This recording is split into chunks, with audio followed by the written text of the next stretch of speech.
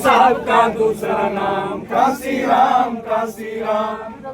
ये जो देखिए ये पूरे दादा अपने पूरे परिवार को आपका लाइव दिखा रहे हैं। पिलर है बीएसपी के साथ। एक बार हमारे जितने भी सम्मानित बुजुर्ग साथी हैं एक बार उनके लिए जोरदार ताली बजाएं।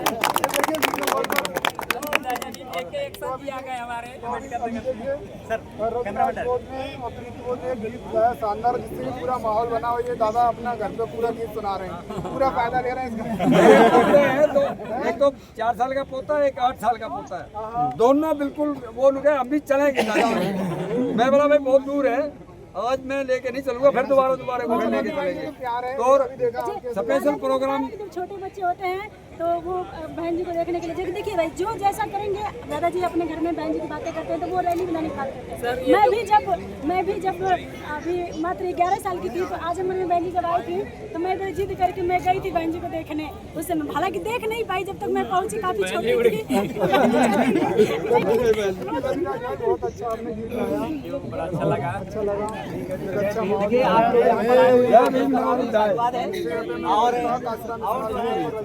आप अभी बीच में मानव अच्छे गायक हैं, बीएसपी के प्रशासन का हल्का मचाए लोगों ने देखा। और कल जो है 2027 में क्या आप लोग लाइट चलाना लाइट कंफर्म है, इस बार 100% कंफर्म है। ये जनता ने बोला है, पूरे देश की जनता ने बोला है। और ये जो भीड़ लखनऊ में आई है उस भीड़ का आगाज है आज। 8-9 की बातें छोड़ दीजिए, 8 अक्टूबर का ये आगाज है कि बहन जी इस बार सीएम बनने ही वाली है। बहन जी सीएम बनने वाली है, इसलिए विरोधियों में इतना डर का माहौल है कि ट्रेन ही रख लोग पहुंच न जाए।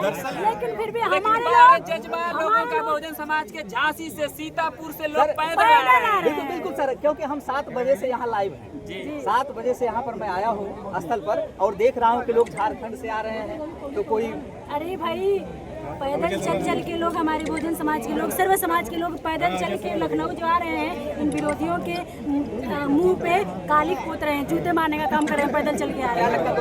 बिल्कुल आ रही है भाई, आ चुकी है। देख रहे हैं आप, देखिए पूरा पार्क में चारों तरफ पूरा लखनऊ नीला नीला पूरे देश में आगाज हो चुका है कि 27 में बीएसपी की सरकार आ रही है। अच्छा, एक सवाल रहेगा, जैसे कि बहुमत भी आप लोग का अधिक रहता है, जनसंख्या बढ़ती है, उसके बाद भी क्यों सत्ता नहीं आ पा रहा है? क्या लगता है क्या कमी है? कमी जनता ने कुछ नहीं है। मैं एक शब्द में, सिर्फ मैं नहीं कह रहा हूँ, महानवर साहब ने कहा था चमचा चमचा। जो अपनी जो विचारधारा की जो नदी चल रही है तेजी से, उसी में सुरंग खोद रहे हैं, नहर खोद रहे हैं।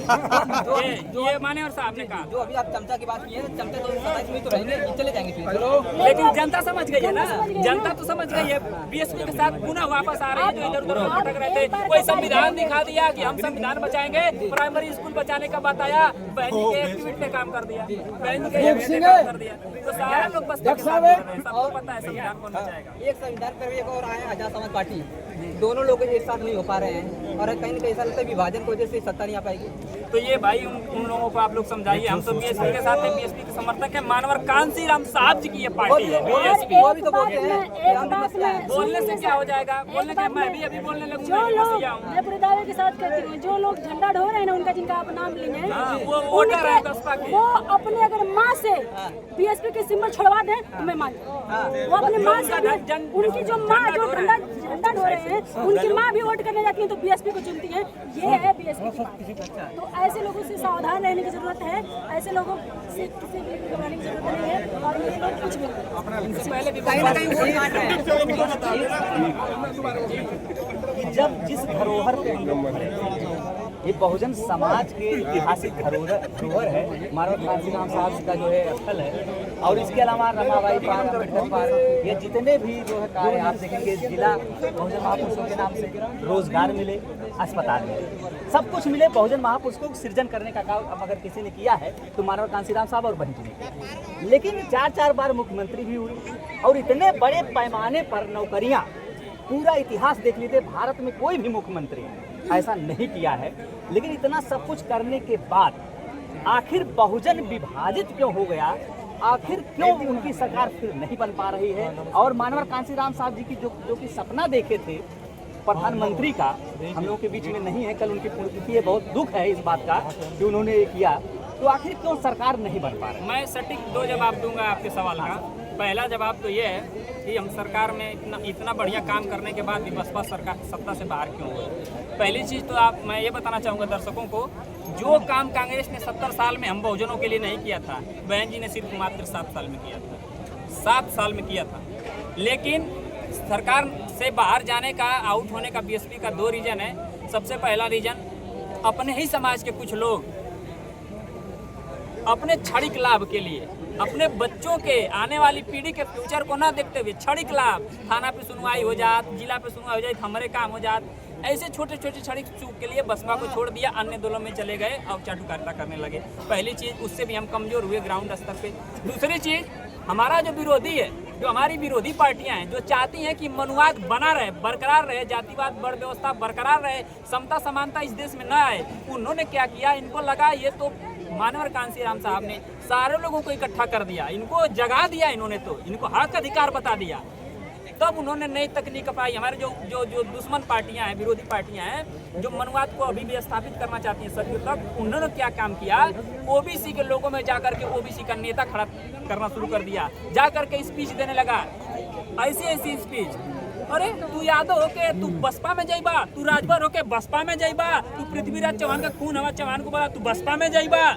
ऐसे कर करके ओबीसी की लगाओं को फंडिंग कर करके नेता तैयार करके और हमारे पार्टी को कमजोर करने का काम, ये मेन मुख्य कारण रहा है। और आज ये ओबीसी खुशी की बात है, हमारे साथ पुनः जुड़ रहा है। ओबीसी को पता है कि हम सिर्फ पिछलग्गू बन कर रह गए। हमारे समाज का हमारा जो नेता है, जो हमारा लीडर है, वो सिर्फ अपने स्वार्थ के लिए लगा है। उसको अपने बेटे के लिए टिकट चाहिए, अपने बहू को टिकट चाहिए, अपने भाई को टिकट चाहिए, अपने दामाद को टिकट चाहिए, अपने परिवार में लगा हुआ है और समाज जाए भाड़ में। तो उसका समाज, ओबीसी का जो समाज है, अपने नेता से कट रहा है, बसपा के साथ जुड़ रहा है। ये 2 रीजन था हमारी पार्टी। हाँ, जैसे सर एक चीज़ और, जैसे एक चीज़ देखने में आता है कि बाबा साहब का जो मिशन है, शिक्षित रहो, संगठित रहो, संघर्ष करो, और सभी लोग ये दावा करते हैं कि हम बाबा साहब के कारवां को लेके चल रहे हैं।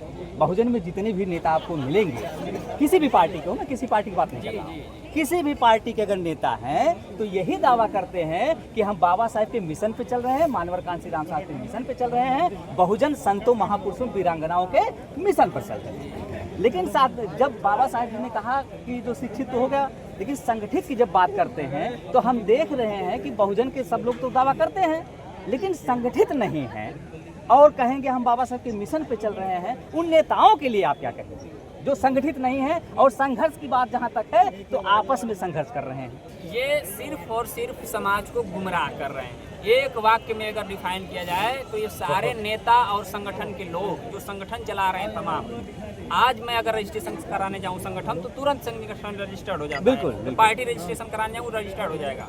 तो ये सारे लोग एक लाइन में कहा जाए तो सिर्फ और सिर्फ अपने समाज को गुमराह करने का काम कर रहे हैं और अपना बनता भाड़ में जाए जनता, यही ये लोग काम कर रहे हैं। लेकिन अब बड़ी खुशी की बात है कि हमारा बहुजन समाज अब जाग चुका है। कब तक आप गुमराह करेंगे? 1 साल, 2 साल, 5 साल, 10 साल, लेकिन अब वो गुमराह बहुजन समाज नहीं होने वाला है। और वो समझ चुका है कि हमारी भलाई सिर्फ और सिर्फ बहुजन समाज पार्टी में है। हमारी पिलर बहुजन समाज के हक अधिकारों की अगर कोई पिलर है तो सिर्फ और सिर्फ बहन जी हैं, और इस दीवार को हमें सुरक्षित करना है। तो इसलिए लोग ये आगाज़ करने आए हैं यहाँ।